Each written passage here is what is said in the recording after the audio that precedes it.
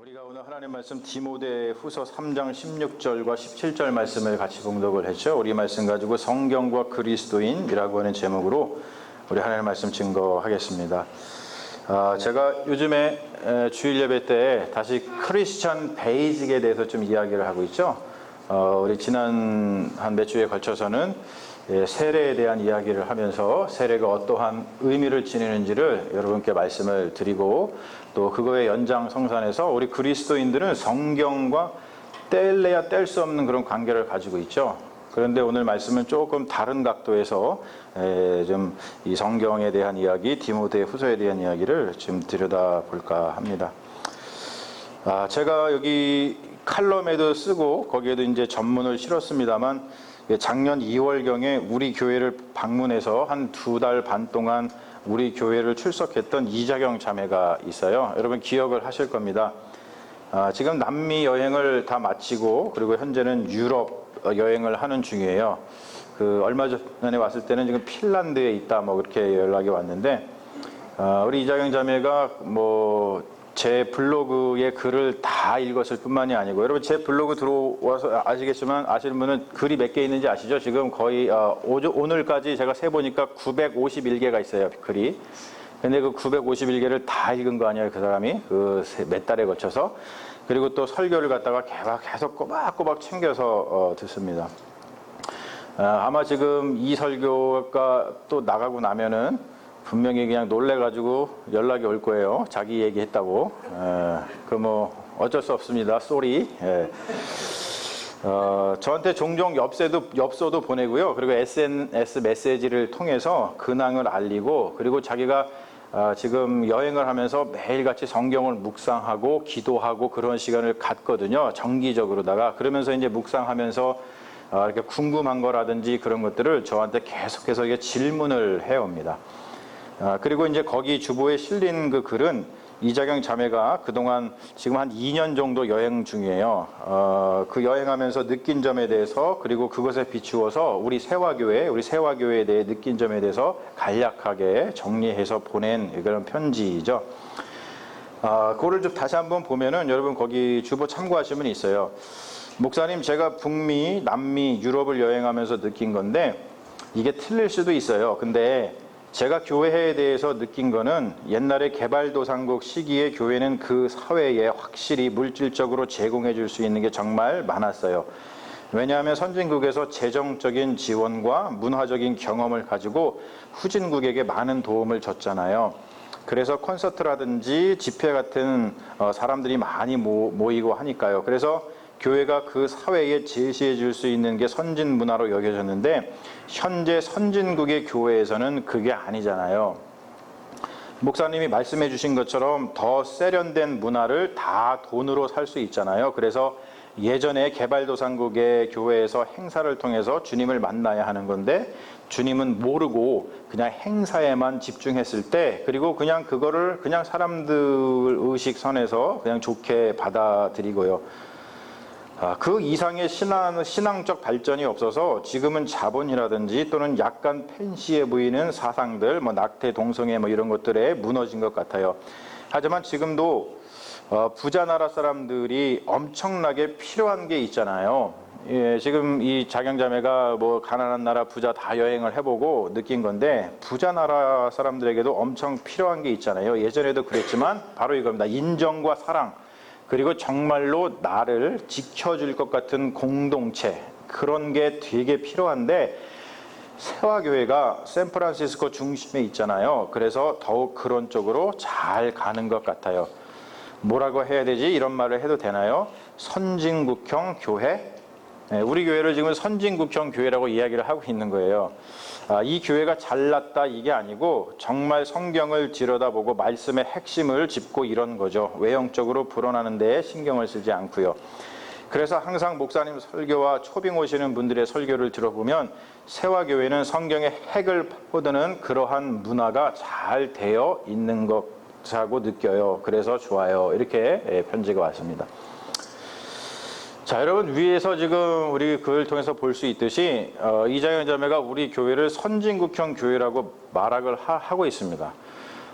이것을 우리 스스로 우리 교회에 대해서 이런 것을 느끼지 못할 수도 있어요. 그런데 지금 이 장에 제가 한 발짝 떨어져서 바라보고 있는데 북미를 여행하고 남미를 여행하고 지금 유럽을 여행하면서 경험한 교회에 대한 생각을 바탕으로 제시한 우리 교회에 대한 이러한 생각, 이러한 평가에 대해서 우리가 귀를 기울일 가치가 있다고 생각을 합니다. 그러니까 제가 이렇게 설교 시간에 말씀을 드리겠죠. 왜냐하면 아주 중요한 걸 지금 짚고 있는데 우리 삶의 자리는 개발도상국이 아닙니다. 더 이상. 특히나 우리 이민사회, 우리 미국에 살고 있는 사람들은 어디에 살고 있어요? 선진국에 살고 있습니다. 지금 한국도 선진국이 됐죠. 개발도상국 시기의 교회와 선진국 시기의 교회의 모습은 같을 수가 없습니다. 다른 말로 하자면 뭐냐면 개발도상국 시기의 교회 선교 전략과 그리고 선진국 시기의 교회 전략들이 같을 수가 없어요. 개발도상국 시기에는 물질적 지원 그리고 문화적 지원을 통해서 사람들을 교회로 이끌 수가 있었지만 선진국에 사는 사람들에게 물질적 자원, 문화적 자원은 더 이상 통하는 선교의 도구가 아닙니다. 왜냐하면 이미 우리가 살고 있는 선진국의 사회에서 물질적인 풍요와 문화적 다양성을 충분히 누리고 있기 때문에 그렇습니다. 여러분 연극 보고 싶으면 그냥 연극 보러 가시면 되잖아요. 영화 보고 싶으면 영화관 가시면 되잖아요. 그렇죠? 지금도 우리가 교회에서 영화 본다니까 많은 분들이 굳이 교회에서 영화를 보면서 그래가지고 제가 영화를 나눠드리려고 그러는 거 아니에요. 그렇죠? 그럼에도 불구하고 한번 좀 보자고 모이는 건데 음악을 듣고 싶으면 교회 오지 않고 그냥 샌프란시스코 심포니 가시면 되잖아요. 그렇죠? 그렇기 때문에 지금은 선진국에 사는 우리들한테는 그러한 쪽으로다가 선교를 해가지고 통하는 시대가 아닙니다. 하지만 정말로 중요한 이야기를 하고 있는데 선진국에 사는 사람들에게 여전히 간절히 필요한 게 있다는 것입니다. 그게 위에서 이장영 자매가 아주 정확하게 짚어줬는데 뭐냐면 인정과 사랑 그리고 정말로 나를 지켜줄 것 같은 공동체를 간절히 바란다는 거예요. 그리고 선진국에서는요 진검승부를 해야 되는데 그것도 위에서 이야기하고 있죠. 그게 뭐냐면 성경을 들여다보고 말씀의 핵을 짚는 교회의 문화, 그것이 진검승부입니다. 이게 너무나도 중요하다는 거예요. 우리의 삶의 자리에서. 선진국에 사는 사람일수록 외롭습니다. 여러분 왜 외로운지 아세요? 제가 이거를 정말 계속 많이 공부를 하고 있고 이거를 파헤쳐가지고 어떻게 하면 이러한 사회에서 교회의 존재의 이유를 찾고 교회가 어떻게 역할을 감당할까를 고민하기 때문인데 바로 우리가 살고 있는 사회는 자본주의 사회예요. 그리고 신자유주의 사회입니다. 그러한 문화 체계가 사람들을 그냥 외롭게 만들고 있습니다. 그래서 선진국일수록 인정과 사랑을 주고 그리고 나를 정말로 지켜줄 것 같은 그런 공동체가 반드시 필요합니다. 그리고 물질적 풍요라든지 문화적 자원을 통해서 사람을 이끌 수 없기 때문에 진검승부, 그 말은 뭐냐면 성경의 말씀을 통해서 이끌어야 된다는 거예요. 여러분 오늘 말씀에 다시 한번 주목을 해보죠. 제가 다시 한번 적어왔는데 제가 적어온 걸 한번 틀어봐 주세요. 영어를 같이 적어와가지고 자, 뭐라고 되어 있냐면 모든 성경은 하나님의 감동으로 된 것으로 교훈과 책망과 바르게 함과 의로 교육하기에 유익하다. All scripture is God breathed and is useful for teaching, rebuking, correcting and training in righteousness. 그리고 이는 하나님의 사람으로 온전하게 하며 모든 선한 일을 행할 능력을 갖추게 하려 함이라. So that the man of God may be thoroughly equipped for every good work. 제가 몇 주 동안 예수 사건에 대해서 휘말린 것에 대해서 얘기를 했습니다. 여러분 예수 사건에 휘말린 사람들은 내가 왜 그 사건에 휘말리게 되었는지 알기 위해서 그리고 그렇게 휘말리고 나면은 그러한 휘말림의 의미가 무엇인지 그리고 그 결론이 무엇인지 알기 위해서 성경을 들여다보지 않을 수가 없어요. 여러분 어떤 사건에 휘말려 보셨죠? 또는 휘말리지 않으셨다 하더라도 TV라든지 이런 데 보시면 알잖아요. 어떠한 사람이 어떠한 사건에 휘말리게 됐어요. 그러면 그 사건을 해결하기 위해서 사건의 전말을 당연히 살피겠죠. 그냥 가만히 있는 사람이 있어요? 내가 그 사건에 휘말리게 됐는데 그 사건의 전말에 대해서 알아볼 뿐만이 아니고 그러한 사건에 이제 휘말리게 되면 대개 법정 다툼을 하게 되는데 법정 다툼을 벌이기 위해서 뭘 들여다봅니까? 법전을 들여다봅니다. 내가 들여다보지 못하니까 누구를 하이어해서라도 변호사를 하이어해서라도 법전을 들여다보고 그것을 대비하고 그 의미를 찾고 여기서 살아갈 수 있는 방법을 간구합니다. 사건에 휘말린다는 것은 그런 거예요. 여러분 이 세상의 모든 사건에 휘말려 보십시오. 별로 나한테 좋은 게 없어요. 대개 다 어떠한 사건에 휘말리면은 멸망입니다. 망했구나. 내가 이것 때문에 내 인생이 망쳤어. 이렇게 우리가 후회하고 이렇게 살아갑니다. 하지만 여러분 예수의 사건은요 참 신비해요. 예수의 사건에 휘말리면 결론이 뭐예요? 아무도 모르세요? 이거 안 해보셨나? 여러분 예수 사건에 휘말리면 결론이 뭐예요? 두 자로 구원입니다. 다른 사건에 휘말리면 후회만 있고 다른 사건에 휘말리면 멸망이 있는데 이상하게 예수의 사건에 휘말리면 그 결론이 구원이에요. 구원.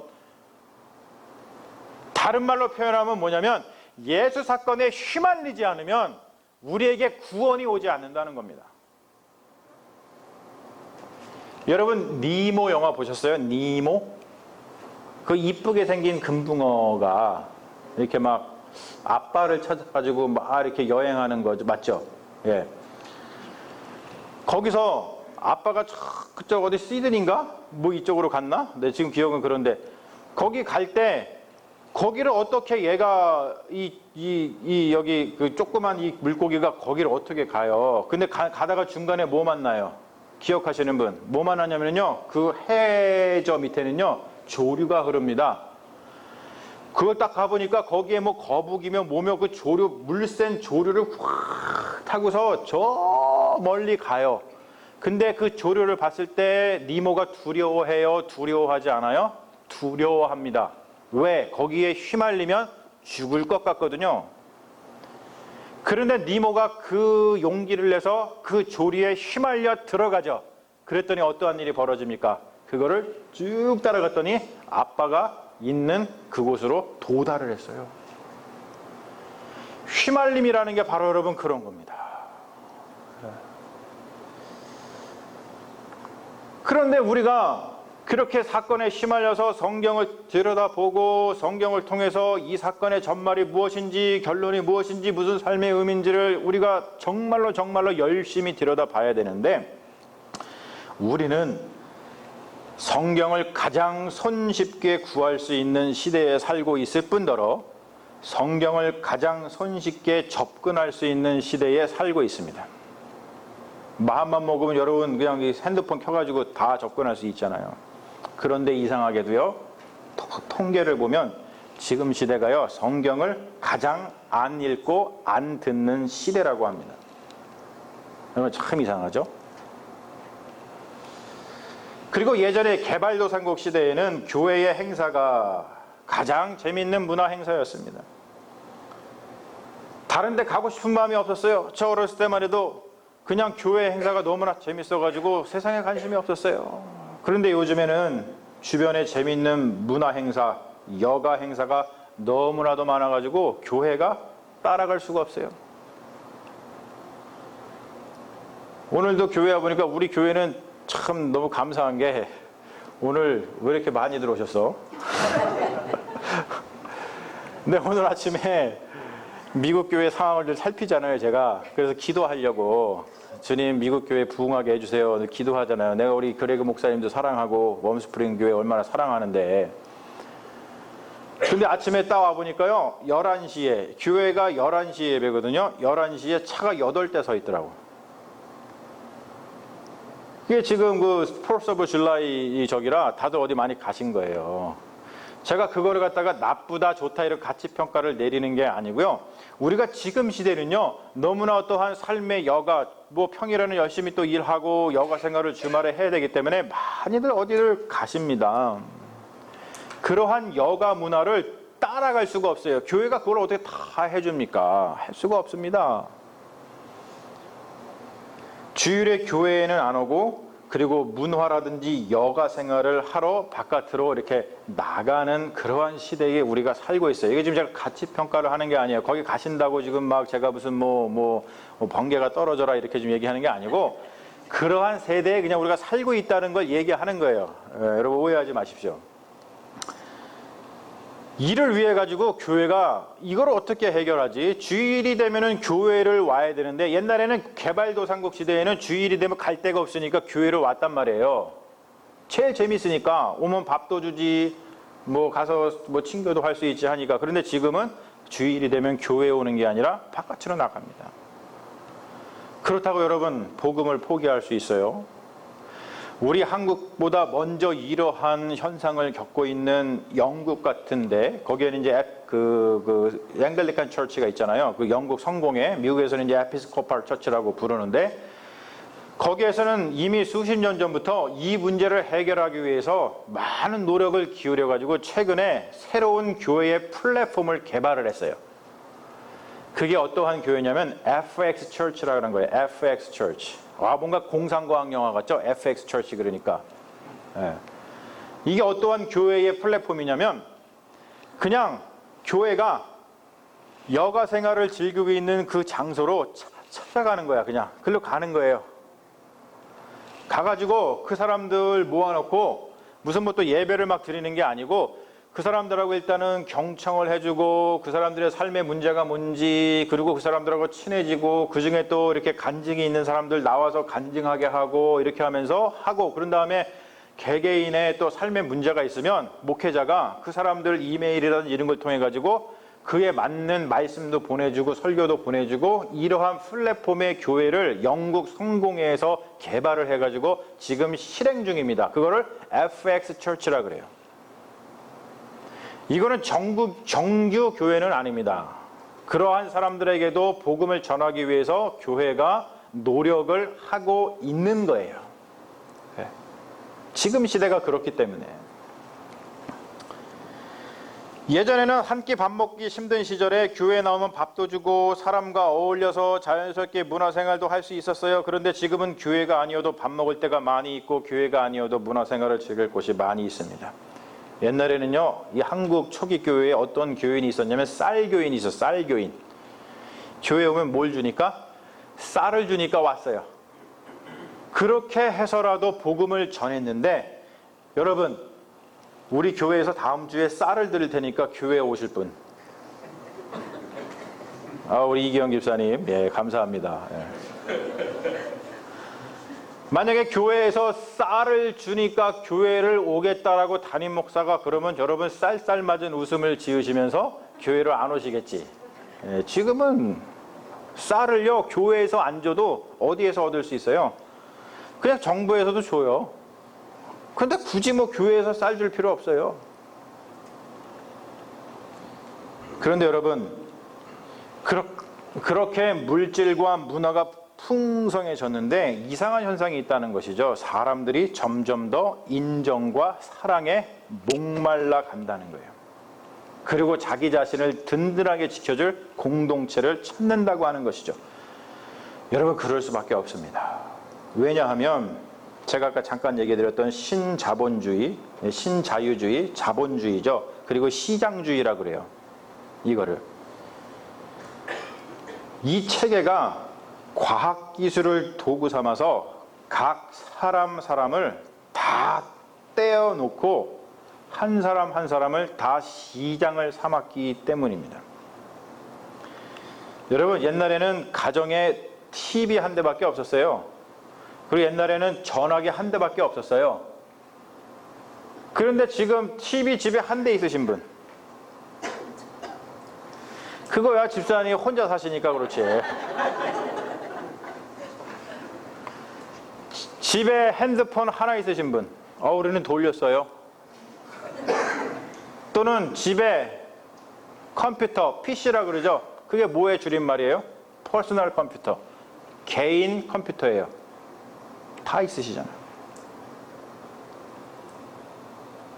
그 말은 뭐냐면 이 자본주의가 어떤 일을 하고 있냐면요. 벽을 허물고 있어요. 장벽을 철폐하고 있습니다. 장벽을 철폐하는 그 목적이 뭔지 아세요? 다 시장을 개척하기 위해서 그렇습니다. 미국이 그렇게 누구를 침범하고 또는 뭐 종교의 장벽, 인종의 장벽, 젠더의 장벽 다 허무는 이유가요. 그 뒤에는 다 시장을 만들어서 그 개인한테 물건을 팔아서 이익을 취하려고 하는 겁니다. 굉장히 편해지긴 했지만 바로 그러한 사회 시스템 구조 때문에 우리가 인정과 사랑이 없어지고 존재가 더 불안해졌다고 하는 것이죠. 왜냐하면 지금 시대는요, 자기가 자기의 삶을 감당해야 되는 부담을 안고 살기 때문입니다. 요즘에 키워드가 그거잖아요. 개인주의, 인디비주얼리즘, 그리고 프라이버시, 사생활. 여러분, 개인주의와 사생활은 현대 사회의 가장 중요한 윤리로 자리 잡았습니다. 그 말은 뭐냐면 개인과 사생활을 여러분 존중해야 돼요. 만약에 여러분 요즘 시대에 개인주의와 사생활을 존중하지 못하면은 윤리적이지 못한 사람이 됩니다. 여러분들의 프라이버시와 여러분들의 개인의 어떠한 것들을 만약에 누군가 침범했다. 그러면 그 침범한 사람 어떻게 돼요? 감옥 가요. 감옥 갑니다. 그래서 우리가 그런 것들은 참 편해지고 좋았는데 문제는 뭐냐면 그것들이 사람을 외롭게 만들었다는 거예요.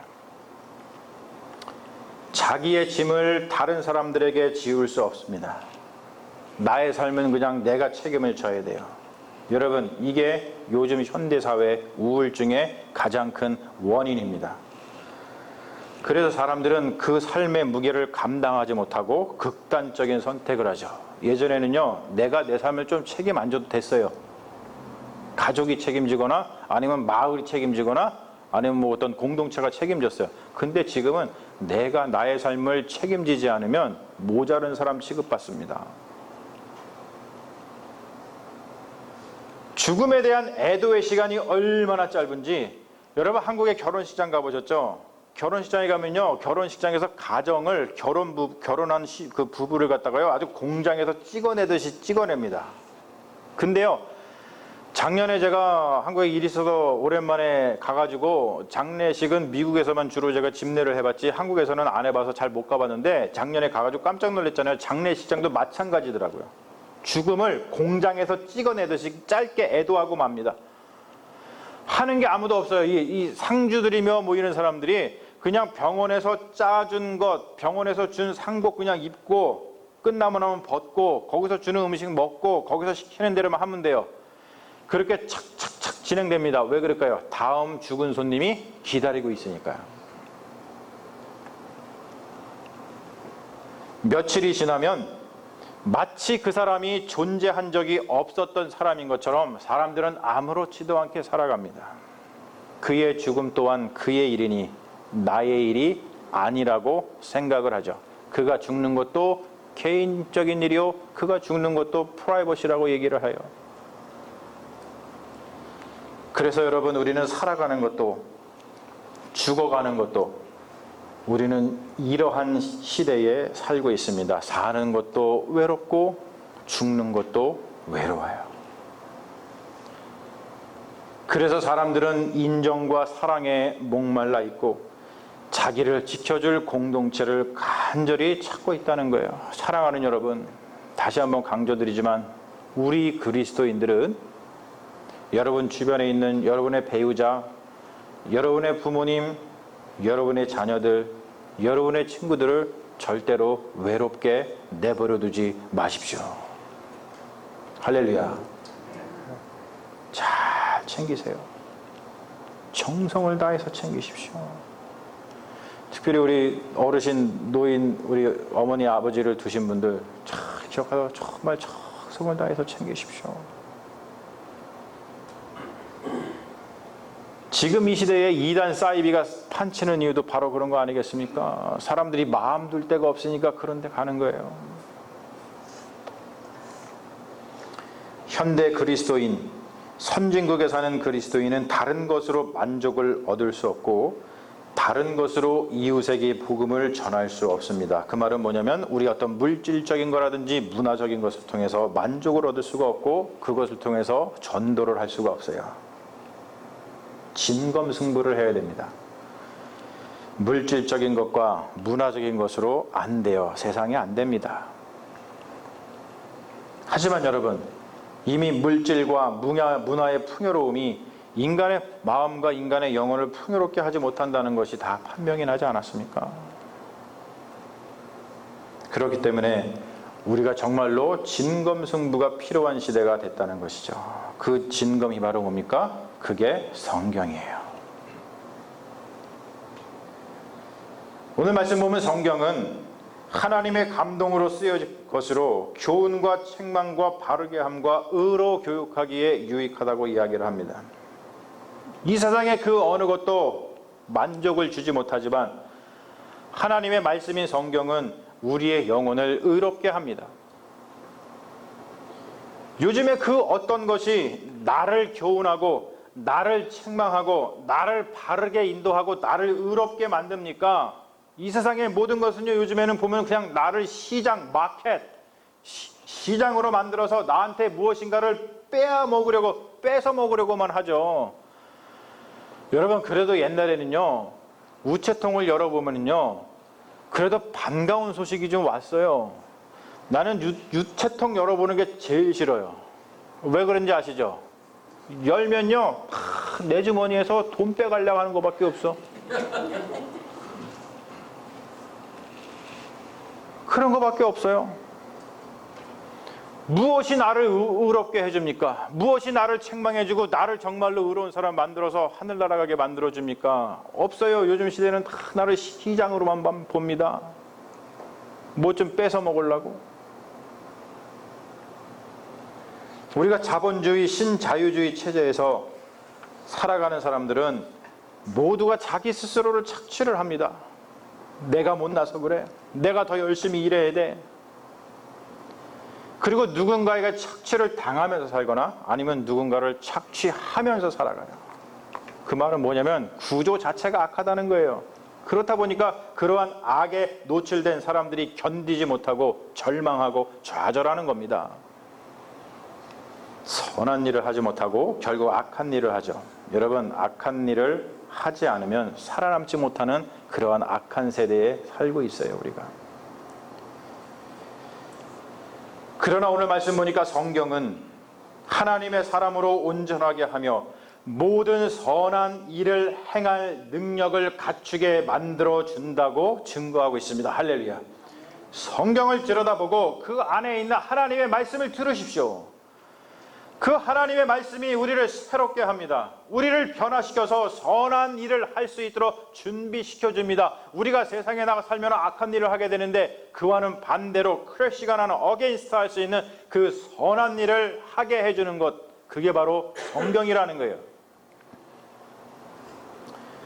그래서 여러분, 우리가 지금 성경을 너무나도 쉽게 구할 수 있고 너무나도 쉽게 접근할 수 있는데도 불구하고 성경을 가장 보지 않는 시대에 살고 있다는 것에 대해서 우리가 반성을 하면서 여러분, 성경을 좀 암송하십시오. 그리고 성경을 좀 필사하세요. 제가 교육부 예배를 드리면서도 우리가 다시 한번 다짐을 했습니다. 우리 교회의 어떤 교육이 다른 곳으로 가지 않고 바로 성경을 암송하고 성경을 필사하고 성경을 들여다보고 성경을 같이 통독하고 우리가 그런 일들이 계속 있어야지만 우리가 지금 오늘 하나님의 말씀 듣는 것처럼 우리가 새로운 사람으로 이 세상의 그 악을 이기는 선한 사람으로 거듭나게 될 줄로 믿습니다. 교회는 다른 일 하는 곳이 아닙니다. 요즘에는요, 성경을 직접 들여다보는 것보다 설교자의 설교 듣는 일을 많이 합니다. 유튜브 그냥 틀면은 너무나 손쉽게 설교자의 설교를 들 수 있어요. 그런데 설교 많이 듣는 것을 통해서 성경을 잘 알고 있다고 생각하는 분들이 있는데요, 여러분, 그것은요, 물속에 들어가지 않은 상태에서 수영을 배워보겠다고 하는 무모한 일에 불과합니다.